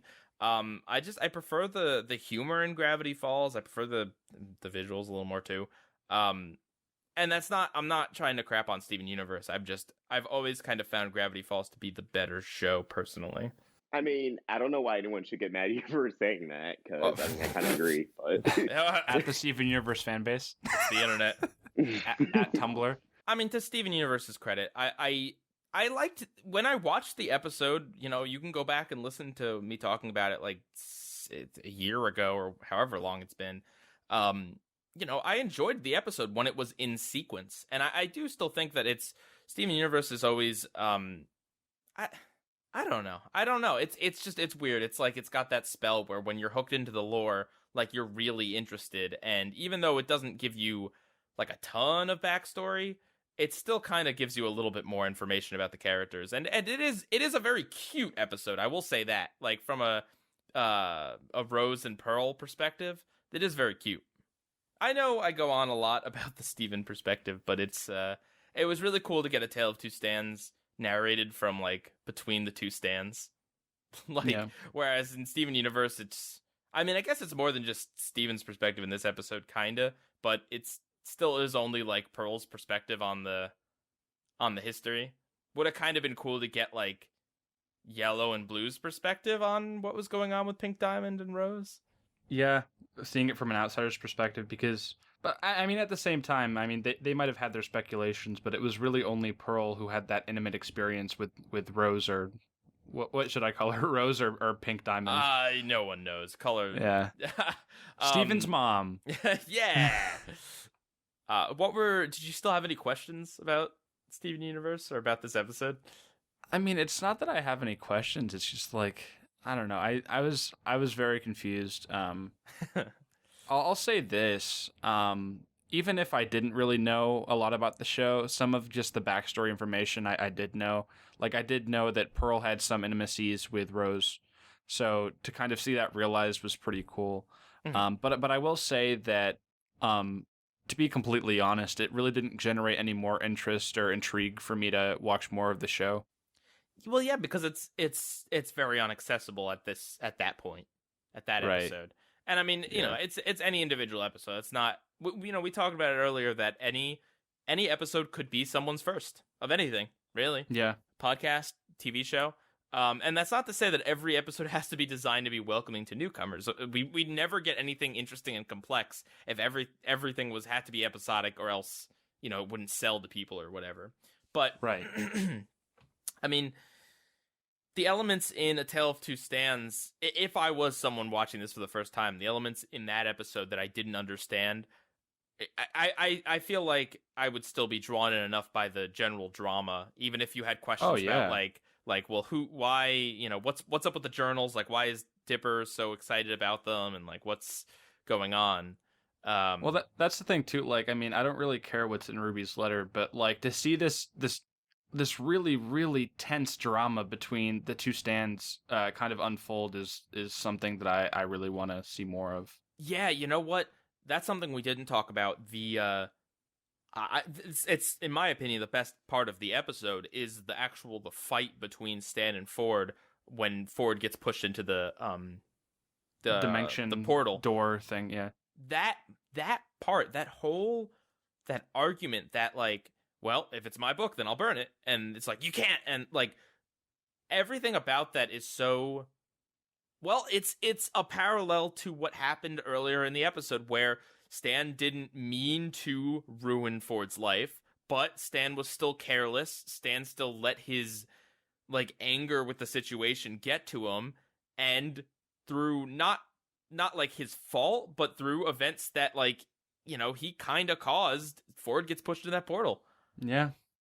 And it's interesting, but it's just like that relationship, and like I like the moment of like Stan's, that symbol on Stan's back, that was like what was thought to be a tattoo that was revealed in like the second episode or the first episode. Burn mark. Yeah, that's like the reason why that's paid so much attention is because we've seen that symbol before on Stan's back, and that's been a mystery on the show. So that was a reveal, but also it's a cool moment in the fight because Ford like stops what he's doing. He's like, I didn't mean to hurt you that, but like, are you all right? And then Stan just Grunkle sucker Stan punches. goes for second helpings. Dude, there's a lot of like punching in this Disney Channel show, and I appreciate it so much. I just realized too that perhaps the reason why this is a 29-minute episode that aired without commercials is because Disney Channel doesn't have commercials. Besides their own promos. Disney has commercials. Well, actually, I mean, the show aired on Disney XD in the second season. Oh, yeah. Which does have commercials. That is true. So it was a bigger deal, especially considering like I bet this was teased with the last episode revealing Ford. Like, this was a big tease.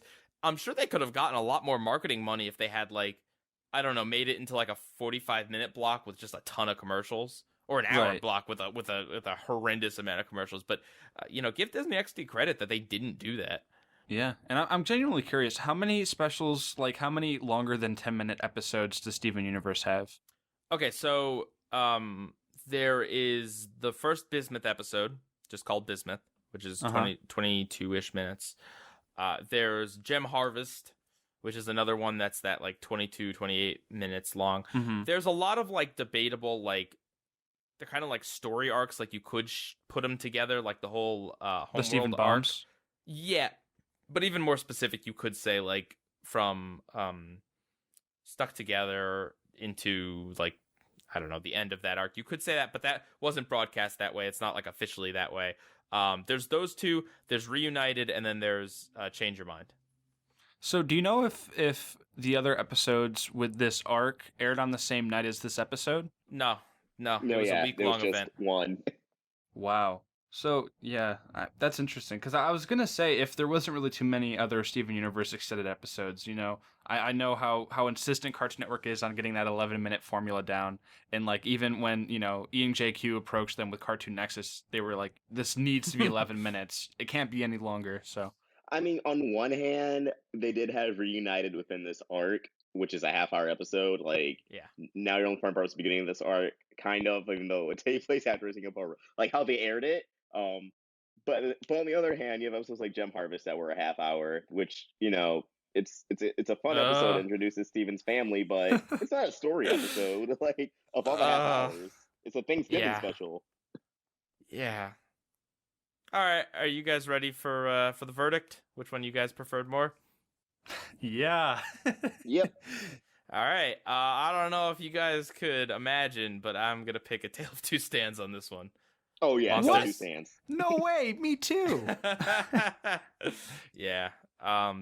You know, you could call it an unfair comparison, and in some ways it is, but that's all comparisons are unfair to an extent. So. I mean, this is a really fair comparison for what these episodes are and how they end and like what they do for the series. Yeah. So there we go. So, Vox, we like to end out all of our podcasts on a trivia game. This week I didn't think I could stump you on Steven Universe and Gravity Falls facts or anything like that. But since Monsters knows pretty much nothing, this is mostly going to be a quiz for him. So I'm going to say an episode title, and then Monsters is going to tell me whether it's a Gravity Falls episode title, Steven Universe episode title, or something that I just made up. And then Vox is going to tell him whether he's correct or not. Oh yeah, because literally for both series, I have every single episode title memorized. I believe it. And also, like, you don't even have to have them, like, both shows kind of have, like, a telltale way of how they title things, kinda. Anyway. That's true. I implore the audience and you guys to laugh at me. Okay. I thought you were looking for, like, millionaire style, like, lifelines. Like, I'll pull the audience on this one. Yeah. Maybe we should do that on one recast. Like, you'll do a quick Twitter poll. Yeah. All right. So, for the first one, we have Carpet Diem. Carpet Diem. Mm-hmm. I'm going to say that's Gravity Falls. Fox? Yep. You are correct, Monsters. That's a 1. Because there's something to do with a carpet, and I don't remember. Okay. It's a pretty classic episode, I'd say. Next episode title, The Inconveniencing. The Inconveniencing. That's not specific enough to really lead me towards any other direction. I mean, I'm just going to guess Steven. Gravity Falls. Yeah, it is. Fun fact, the convenience store owner is seen in A Tale of Two Stands. The one that he went to get bread at. Yep. Is that it? Yeah. Every character in that scene is a character from the show with, like, a funny thing, like the tattoo guy doesn't have tattoos, and the... Even, like, the 90s breakdancers? Well, maybe... Yeah. Yeah, they were in the Inconveniencing. They're the ones who gave the elderly a heart attack. That's why they're ghosts. Right. That's right. The cop is, he works there, but he's eating a donut. Lazy Susan doesn't have the eye thing yet, although she gets it in the next scene. Yeah. Anyway. All right, so you're 1 for 2. Number 3, Gem and the Holograms. Spelt with a G. This could be a clever Steven Universe title, or this could be something he made up. Oh man, because there's holograms and there's gems in Steven Universe. This would be clever, but I don't know if they'd reference, because I feel like in nothing else, I feel like I could be wrong, but I feel like it's not the type of show to really reference other media, in the titles at least. Oh. I'm going to say you made this up. Yep. Yeah, I did. My cat's playing with a toy. Am I correct on that Steven Universe really doesn't have any titles that spoof other things, or they're like puns on other things? To other media, not. I don't think like so. Obviously on like figures of speech, yes, but like there's an episode called Future Boy Zoltron, which is a play on the anime Future Boy Conan. Right. Oh, okay. Oh, there's also Kiki's Pizza Delivery Service. Oh yes. Yep. That's cool. All right. So you are 2 for 3. 2 for 3. Number 4. Too short to ride. How's two spelt? TOO. As Too in, short to you ride. are not tall enough to get on this ride. That's never happened to me. No. Interesting.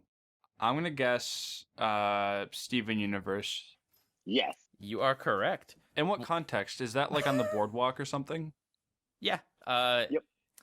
Peridot is too short to go on the ride, and then she's all like upset because she's short. And then they form the Shorty Squad. Another thing, I know that you mentioned the New Jersey thing with the Grunkle Stan, like their upbringing, but isn't Steven Universe kind of like New Jersey too? It's Where it takes place? Delmarva, so it's Delaware, Maryland, Virginia. So whereabouts? Close. It's close. They go to Jersey once. Yeah. So, Monsters, you are 3 for 4. You're doing good. All right. Drop Beat Dad. Drop Beat Dad. Because I don't really know anything about a dad figure in Gravity Falls, I'm gonna say Steven Universe. Yep. Yeah, you are correct. Yeah, dads don't exist in Gravity Falls. Wendy has a dad, but we Grunkles do. hardly see him. Yeah. I like Greg. Greg is such a cool guy. From what I've seen of Greg, he just seems to be like a really mellow, like chill dude. Greg is best character. Okay. All right, you're 4 for 5. This trivia game has 6 questions though, and the last one is just titled Weird Space Rocks. Weird space rocks. This could be like the Egg Sings at Midnight type thing. That's a recast reference. I'm leaning towards either Gravity Falls or completely made up. What was it again? Weird space rocks. Weird Space Rocks. This could be a knickknack at the Mystery Shack. I'm going to say Gravity Falls. Fox? It's made up. Hey, it's made up. I fooled ya. Yeah, I was figuring like, all right, well that's 2 on the nose for Steven Universe, but maybe it's like a meteor episode for Gravity Falls because there's Weird Mageddon. Yeah, I have no idea. It's super hard to find Gravity Falls titles that don't have the characters' names in them. Right. Yeah, the Hand That Rocks the Madel, Double Dipper, Little Dipper, Dipper and Evil versus the Future. Dipper versus Manliness? Wait, did you my! No, I didn't say that one, but I also try to forget that episode. So What's wrong? You not a fan of Manliness? it's just how they kind of execute the entire episode. I'm like, all right. Like, I wouldn't even say it's bad like a lot of people say it is. It's just not one I would go out of my way to rewatch. It's an early episode. That's the best way to put it. Yep. And I think it's pretty much completely filler. Well, as filler as Gravity Falls is. The Manotaurs return in the Rootmageddon. That's pretty much it. Like, you can just assume they're just a weird animal. Well, Right. I guess it has not Man Bear Pig. The bear that likes Oh, the Infinibear? Yeah, and he Isn't it returns. like the Infinity Bear? It's something like that. He returns in Rootmageddon too, and like I really like that character, and I like Disco Girl, so you know what? Like, I get the credit episode for those 2 things. All right, guys. Well, Vox, thank you very much for being on our podcast. Thanks, Fox. Oh, no problem. It was a lot of fun. Do you have anything you'd like to plug? Not really. I mean, I'm over at the Roundtable with Retro Nemo and Tom. So yeah, if you want to I do a lot of theories, episode breakdowns. Like right now, the current season of Star is airing, so doing some freedoms of those. I will say our spoiler rule is very limited. So if you don't if you think you take a long time to watch through a show, just don't subscribe to our channel. But because our thumbnails may spoil you a day or 2 after episodes air. But that's how I got introduced to the Roundtable. Oh, I'm sorry. All right, there it is. I got you on the podcast to apologize to me for spoiling some gem or other. Anyway. All right, thanks guys for being here. Thanks for watching. PIEGUYRULZ out. Bye. Catch you guys next time.